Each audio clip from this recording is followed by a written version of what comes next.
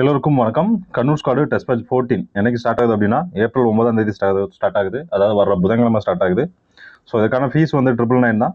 So already notification வந்துருச்சு. So 7ஆம் தேதியிலேருந்து அப்ளிகேஷன் ஸ்டார்ட் ஆயிரும். ஸோ அப்ளிகேஷன் எப்படி போகுதுன்னு சொல்லி ஒரு வீடியோ நம்ம டைம் கிடைக்கிறப்ப போட்டுருவோம். ஸோ நோட்டிஃபிகேஷன் வந்ததுக்கப்புறம் திரும்பவும் நான் ஸ்லோவாக தான் ஸ்டார்ட் பண்ணுவேன் அப்படின்ற மாதிரிலாம் இருந்தாங்க. நல்லா ஸ்பீடாக ஸ்டார்ட் பண்ணுங்கள். படிக்காத விஷயங்கள்லாம் ஃபஸ்ட்டு படிச்சிருங்க. அதாவது பிஃபோர் எக்ஸாம் டேட்டுக்கு முன்னாடி, அனௌன்ஸ்மெண்ட்டுக்கு முன்னாடி, எக்ஸாம் டேட் சொல்கிறதுக்கு முன்னாடி வரைக்கும் நீங்கள் இது வரைக்கும் படிக்காமல் ஒரு சில விஷயங்கள் இருந்திருப்பீங்க. அந்த விஷயங்களை ஃபஸ்ட்டு ஃபோக்கஸ் பண்ணுங்கள். எதெல்லாம் படிக்கலையோ அதை ஃபஸ்ட்டு ஃபோக்கஸ் பண்ணி படிச்சிருங்க. ஒரு மாதத்துக்கு படித்து முடிச்சுட்டு செகண்ட் நீங்கள் ரிவிஷன் ஸ்டார்ட் பண்ணுவீங்களா? அப்போ அந்த ரிவிஷன் ஸ்டார்ட் பண்ணும்போது இதையும் சேர்த்து ரிவிஷன் பண்ணுங்கள். அப்படி படிச்சிங்கன்னா மட்டும்தான் ஈஸியாக எக்ஸாமை கிளியர் பண்ண முடியும். இல்லை நான் கடைசி வரைக்கும் புதுசாகவே படிச்சுட்டே இருப்பேன் அப்படின்னா எக்ஸாம் கிளியர் பண்ணுறது அப்படின்றது ரொம்ப ரொம்ப கஷ்டமாக போயிடும்.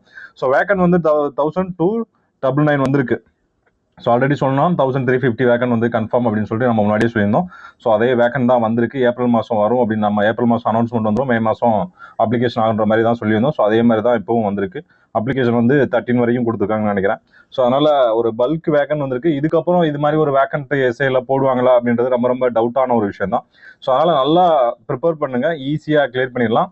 Physical must. வித்தவுட் ஃபிசிக்கல் நீங்கள் எக்ஸாம் மோட்டில் நம்ம நல்லா ஸ்கோர் பண்ணிவிட்டு ஃபிசிக்கலில் ஆவரேஜாக பண்ணால் எக்ஸாம் கிளியர் பண்ணிடலாம் அப்படின்னு மென்டாலிட்டியில் இருந்தீங்க அப்படின்னா தயவு செஞ்சு உங்களோட மென்டாலிட்டியை சேஞ்ச் பண்ணிக்கோங்க. Without physical you can't clear the S A exam. அவங்களால எஸ்ஏ எக்ஸாமை கிளியர் பண்ணுறது ரொம்ப கஷ்டம். அதனால் ஃபிசிக்கலும் பேரலாக பண்ணுங்க. மார்னிங் ஆர் ஈவினிங் ஏதாச்சும் ஒரு டைம் ஒதுக்கிக்கோங்க. ஒரு 1 hour ரெகுலராக கிரவுண்டுக்கு போங்க. காலையிலையோ சாயந்தரமோ ஏதோ ஒரு டைம் ஒதுக்கி 1 hour மஸ்ட் கிரவுண்ட். நீங்கள் கிரவுண்ட் டச் அப்படின்றது ரொம்ப ரொம்ப முக்கியம். ஏன்னா சின்ன சின்ன பெயின் வரும். அந்த பெயின் எல்லாமே நீங்கள் ரெகுலராக டச்சில் இருந்தால் மட்டும்தான் அது சரியாகும். இல்லைன்னா அது சரியாகாது. ஸோ அதனால் சின்ன சின்ன விஷயங்கள் இருக்குது. ரூமில் இருக்கும்போது புஷ்அப்ஸ் போடுறது, புல்லப்ஸ் போடுறது, சின்ன சின்ன விஷயங்கள் நிறையா பண்ணுங்க. அந்த மாதிரி பண்ணால் மட்டும்தான் ஈஸியாக எக்ஸாம் கிளியர் பண்ண முடியும். நல்லா ரிலாக்ஸ் ஆகுங்க, நல்லா சாப்பிடுங்க, நல்லா தூங்குங்க. மெயினாக இந்த டைமிங்கில் ரொம்ப உங்கள் ஹெல்த்தை ரொம்ப பார்த்துக்கோங்க. ரொம்ப ரொம்ப முக்கியம். எஸ்ஐக்கு ஃபிட்னஸ் எவ்வளோ முக்கியமோ அதளவுக்கு அதே மாதிரி உங்கள் ஹெல்த் ரொம்ப முக்கியம். உடம்ப ரொம்ப பத்திரமா பார்த்துக்கோங்க. வெளியில் பைக்கு கீக்கில் போகிறதெல்லாம் ட்ராவல்லாம் கொஞ்சம் அவாய்ட் பண்ணிக்கோங்க. லாங் ட்ராவல் அவாய்ட் பண்ணிக்கோங்க. தேவையில்லாத விஷயங்கள், அதாவது ஊர் திருவிழாக்கள் அந்த மாதிரி விஷயங்கள்லாம் அதிகமாக இன்வால்வ் ஆகாதீங்க. திருவிழா டைம் தான் இந்த டைமு. இந்த சித்திரை திருவிழாவுக்கு போகிறேன், இல்லை எங்கள் ஊர் பங்குனி திருவிழாக்கு போகிறேன், அந்த மாதிரி திருவிழாக்கெல்லாம் போயிடாதீங்க. சப்போஸ் ஏதோ ஒரு உங்களோட கெட்ட நேரத்தில் ஏதோ ஒரு விஷயம், சின்ன விஷயம் நடந்து அந்த லிஸ்ட்டில் நீங்கள் இருந்தீங்க அப்படின்னா அந்த யூனிஃபார்மாக தச்சு போடுவாங்கள்ல வில்லேஜில் எல்லாமே. ஸோ அந்த மாதிரி ஏதாச்சும் ட்ரெஸ் கோட் போட்டு அந்த மாதிரி விஷயங்கள்லாம் மாட்டிக்காங்க. நிறையா விஷயங்கள் இருக்குது. நிறைய விஷயங்கள் அந்த மாதிரி அஃபெக்ட் ஆன பசங்க நிறைய இருக்காங்க நமக்கு தெரிஞ்சு. அதனால தான் திரும்ப திரும்ப சொல்கிறேன். ஸோ அந்த மாதிரி விஷயங்கள்லாம் மோஸ்ட்லி அவாய்ட் பண்ணிடுங்க. பெஸ்ட்டு அதுதான் பெஸ்ட்டு. ஸோ நம்ம இந்த ஷெடியூல் 35 டெஸ்ட்டு மொத்தம் போட்டிருக்கோம். 35 டெஸ்ட் இருக்கும் மொத்தம். 35மே பார்த்தீங்க அப்படின்னா ஃபுல் டெஸ்ட் மாதிரி தான் இருக்கும். 35மே நீங்கள் ஒரு எஸ்ஏ எக்ஸாம் எழுதுறீங்கன்னா எப்படி இருக்குமோ அதே மாதிரி தான் இருக்கும். மாடல் கொஸ்டின் வேணும்னா நீங்கள் KS டெஸ்ட் பேட்ச் 14 அப்படின்னு சொல்லி என்னோட வாட்ஸ்அப் நம்பருக்கு, இந்த நம்பருக்கு நீங்கள் டெக்ஸ்ட் பண்ணீங்க அப்படின்னா நான் உங்களுக்கு ஷெடியூல் அனுப்பிச்சுடுவேன். ப்ளஸ் மாடல் கொஸ்டின் உங்களுக்கு வேணும்னா நான் அதையும் சேர்த்து அனுப்பிச்சு விட்ருவேன். ஸோ ஷெடியூல் எப்படி இருக்கும் அப்படின்னு நீங்கள் பார்த்துக்கோங்க. 6th first term, second term, third term அப்படி போட்டிருப்போம். அதே மாதிரி 7th first term, second term, third term அப்படின்னு சொல்லிட்டு 3 டேர்ம் வைஸாக போட்டிருப்போம்.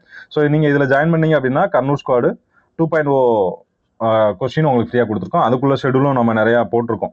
நிறையா வீடியோஸ் ஷெடியூல் பற்றி நிறையா வீடியோ போட்டிருப்போம். ஸோ அந்த வீடியோ நீங்கள் பார்த்தீங்கன்னா அந்த ஷெடியூல் உங்களுக்கு கொடுத்துருவோம். ஸோ இந்த 2 டெஸ்ட்டை மட்டும் கிளியராக ஃபாலோ பண்ணுங்கள். ஈஸியாக நீங்கள் எஸ்ஏ எக்ஸாம் கிளியர் பண்ணலாம். நான் கேரண்டி 63 மார்க்குக்கும் குறையாது. தாராளமாக என்னால் கான்ஃபிடென்ட்டாக சொல்ல முடியும். இந்த 2 டெஸ்ட்டை ஃபுல் கிளியராக படித்து எழுதி டெஸ்ட் பண்ணி பார்த்தீங்க அப்படின்னா ஈஸியாக கிளியர் பண்ணிடலாம். ஸோ நம்ம ஒரு பிளான் வேறு பண்ணியிருக்கோம். ஓரல் டெஸ்ட் வைக்கலாம். வாட்ஸ்அப் டெலகிராமில் ஒரு குரூப் கிரியேட் பண்ணி ஓரல் டெஸ்ட் ஃப்ரீயாக ஓரல் டெஸ்ட் கண்டக்ட் பண்ணலாம் அப்படின்ற மாதிரி ஒரு ஐடியாவில் இருக்கும். ஸோ அந்த வீடியோ பார்க்குறவங்க உங்களுக்கு அந்த ஓரல் டெஸ்ட் வேணும் அப்படின்னா கீழே கமெண்ட் செக்ஷனில் கமெண்ட் பண்ணுங்கள். ஸோ அதுக்கு ஏற்ற மாதிரி ஒரு பிளான் பண்ணிக்கும். ரெகுலராக இப்போ 6th ஃபர்ஸ்ட் டேர்ம் எடுக்கிறோம் அப்படின்னா அந்த ஃபர்ஸ்ட் டேர்மில் உள்ள ஃபர்ஸ்ட் படம், 2வது படம், 3வது படம். ஸோ சிம்பிளாக ஒரு எக்ஸாம் எப்படி கிளியர் பண்ணுறாங்க அப்படின்றத இந்த ஓரல் டெஸ்ட்டில் வச்சு நம்ம கிளியர் பண்ணிக்கலாம். ஸோ அந்த மாதிரி ஒரு பிளான் இருக்குது. ஸோ விருப்பம் இருக்கிறவங்க நீங்கள் கமெண்ட் செக்ஷனில் கமெண்ட் பண்ணுங்கள். நான் உங்களுக்கு ரிப்ளை பண்ணுறேன். அடுத்து என்ன பண்ண போகிறோம் அப்படின்றத நான் ரிப்ளை பண்ணுறேன். ஸோ ஷெடியூல் இதுதான். 6th ஃபர்ஸ்ட் டேர்மில் இருக்கும். அது கூட உங்களுக்கு இங்கிலீஷும் இருக்கும். ப்ளஸ் கரண்ட் அஃபேர்ஸ் January 24 உள்ள கரண்ட் அஃபேர்ஸ் இருக்கும். அதுக்கப்புறம் தமிழோட இது இருக்கும், சைக்காலஜி இருக்கும். ஸோ இதே மாதிரி தான் எல்லாமே இருக்கும். அதுக்கப்புறம் செகண்ட் டேர்மும் எல்லா பாடமே கொடுத்துருவோம். இங்கிலீஷு, அதுக்கப்புறம் சைக்காலஜி, தமிழ், கரண்ட் அஃபேர்ஸ் கொடுத்துருப்போம். அடுத்து தேர்ட் டேர்ம். ஸோ இதெல்லாம் 3மே முடிஞ்சதுக்கப்புறம் என்ன பண்ணியிருப்போம் அப்படின்னா 3 சேர்த்து ஒரு ரிவிஷன் கொடுத்துருப்போம். 3மே சேர்த்து ஒரு ரிவிஷன் டெஸ்ட்டு. ஸோ இந்த ரிவிஷன் டெஸ்ட் ரொம்ப யூஸ்ஃபுல்லாக இருக்கும். நீங்கள் எழுதின கொஸ்டினை வச்சு திரும்ப இதே கொஸ்டின் தான் இதில் இருக்கும். எதுக்கு இதே மாதிரி திரும்ப கொடுக்குறோம் அப்படின்னா நம்ம 3 கொஸ்டின் எழுதியிருக்கோம். அந்த 3 கொஸ்டின்லையுமே நம்ம என்ன தப்பு பண்ணியிருக்கோமோ அதே தப்பை திரும்ப பண்ணக்கூடாது. இதில் ரிவிஷன் டெஸ்ட்டில் பண்ணக்கூடாது. அதுக்கு மட்டும்தான் அந்த ரிவிஷன் டெஸ்ட். ஸோ அதுக்கப்புறம் 7th, அதுக்கப்புறம் 7th செகண்ட் டேர்மு, அதுக்கப்புறம் 3rd டேர்மு, 7th ஃபுல்லாக சேர்த்து ஒரு ரிவிஷன் டெஸ்ட் போட்டிருப்போம். அதே மாதிரி அதுக்கப்புறம் 8th வந்து ஃபிசிக்ஸு, பயாலஜி, சிவிக்ஸு, எக்கனாமிக்ஸ் போட்டிருப்போம். அதுக்கப்புறம் இங்கிலீஷு, சைக்காலஜி, தமிழ், அதுக்கப்புறம் கரண்ட் அஃபேர்ஸ்.